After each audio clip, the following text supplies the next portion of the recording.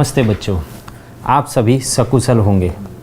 तो बच्चों, आज हिंदी भाषा में आगे जो हम 4 पाठ पढ़ चुके हैं उसके अनुसंधान में पुनरावर्तन कार्य की शुरुआत करेंगे। आज हम दूसरा जो वर्ण हमारे पास में है मैं आपको बताना चाहूँगा, क्ष।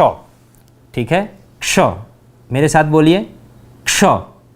जी हाँ, क्ष। हाँ, क्ष शब्द है। अब उससे 5 अलग अलग वाक्य हमें बनाना है। सबसे पहला वाक्य मैंने बनाया है क्षत्रिय, जो शायद वर्णमाला में कहीं ना कहीं हमने देखा होगा, तो इसीलिए मैंने उस पर से एक वाक्य बनाया है, क्षत्रिय वीर होते हैं। ये एक वाक्य प्रयोग है। उसी प्रकार से आगे क्ष से क्षमा, बहुत ही महत्वपूर्ण शब्द है।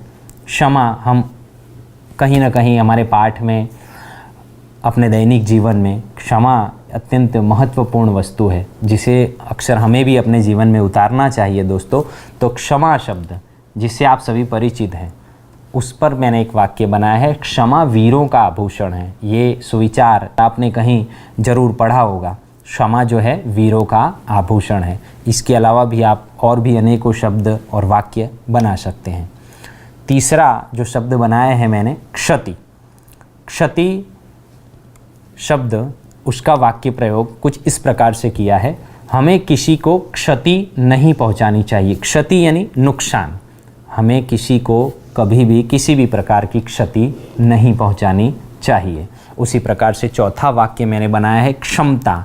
क्षमता का अर्थ हम किसी भी व्यक्ति विशेष की ताकत से ले सकते हैं कि किसी व्यक्ति की क्षमता इस प्रकार है, कम है, ज़्यादा है, उसकी हम तो क्षमता शब्द से एक वाक्य बनाया है मैंने, सभी की क्षमता अलग अलग होती है, किसी की क्षमता अधिक होती है। 5वां जो शब्द मैंने बनाया है, क्षण। क्षण आप सभी देख सकते हैं, क्षण का मतलब होता है कुछ पल, समय। हमें भगवान को एक क्षण भी भूलना नहीं चाहिए। ठीक है, प्रकार से क्षण शब्द का उपयोग हम कर सकते हैं। तो बच्चों, इस प्रकार से क्ष वर्ण के माध्यम से 5 अलग अलग शब्द और 5 अलग अलग वाक्य हमने बनाए हैं। और इस प्रकार से आप क्ष जो वर्ण है उसका उपयोग करके और भी शब्द बना सकते हैं, और शब्द का उपयोग करके अनेकों ढेर सारे वाक्य आप बना सकते हैं। इसी प्रकार से आगे हमारे पास वर्ण है त। देखिए, त वर्ण के आधार पर तो शायद आप लोग को भी मैं मौका दूंगा कि आप भी अपनी नोटबुक में अलग अलग शब्द बनाइए।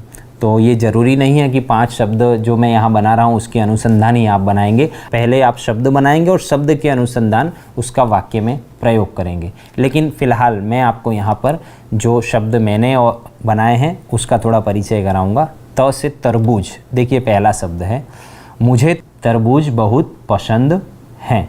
ये पहला शब्द मैंने त के अनुसंधान में बनाया है। दूसरा शब्द है तराजू।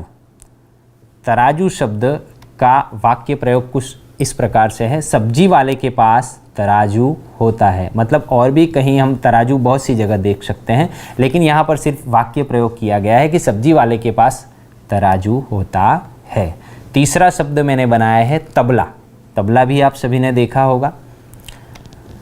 रमेश तबला बजा रहा है। चौथा शब्द है तर्क। तर्क शब्द का मतलब होता है अंदाजा लगाना। जिया का तर्क हमेशा सही होता है। और 5वां शब्द है तलाश। तलाश शब्द का अर्थ होता है खोजना या ढूंढना। शैलेंद्र विकास की तलाश कर रहा था। तो बच्चों, इस प्रकार से त वर्ण का उपयोग करके 5 अलग अलग शब्द और 5 अलग अलग वाक्य आपके सामने स्क्रीन पर आप देख पा रहे हैं। इनका उपयोग करके आप और भी शब्द और शब्द का उपयोग करके वाक्य बना सकते हैं। एक और वर्ण है जिसका नाम है भ। भ वर्ण के माध्यम से सबसे पहला शब्द जो मैंने बनाया है जिसका नाम है भक्त। सूरदास कृष्ण के परम भक्त थे। तो भक्त शब्द का उपयोग करके एक वाक्य हमारे सामने है, सूरदास कृष्ण के परम भक्त थे। उसी प्रकार से भगवान शब्द, भगवान सबका भला करें। इसी प्रकार से भ से तीसरा शब्द बना है भजन। हमें प्रभु का भजन करते रहना चाहिए। भ से चौथा शब्द मैंने बनाया है भोजन।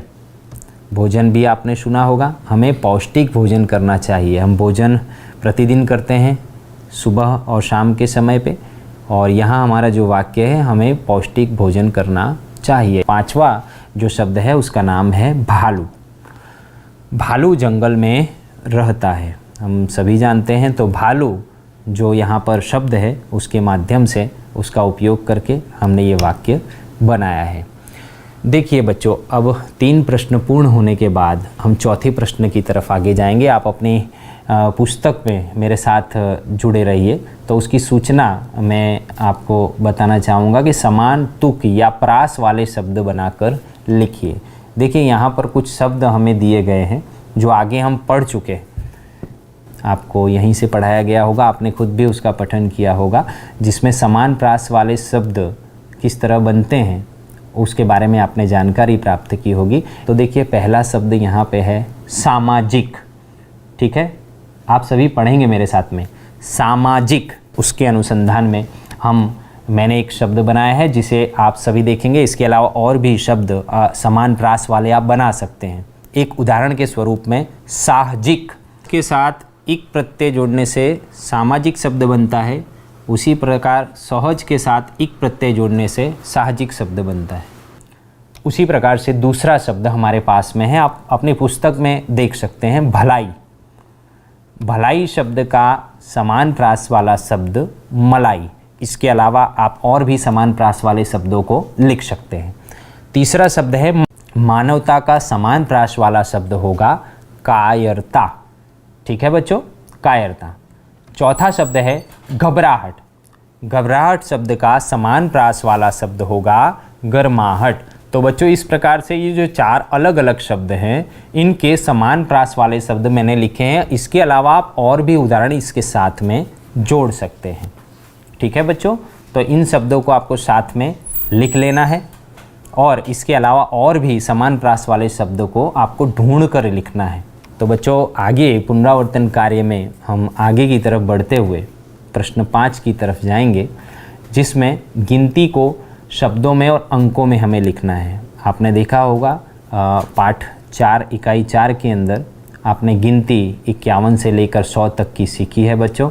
तो उसी के अनुसंधान में ये प्रश्न आपके सामने प्रस्तुत है कि गिनती को शब्दों और अंकों में आपको लिखना है। यहाँ पर कुछ उदाहरण हैं जिनका उत्तर आपको मैं यहाँ से भी बताऊँगा, और इसके अलावा भी आप और भी अंकों को पहचान करके उन्हें शब्दों में लिख सकते हैं, और शब्दों को पहचान करके उसे अंकों में लिख सकते हैं। फिलहाल यहाँ पर जो कुछ उदाहरण प्रश्न के स्वरूप में हमारे सामने है, उसका उत्तर मैं आपको देना चाहूँगा।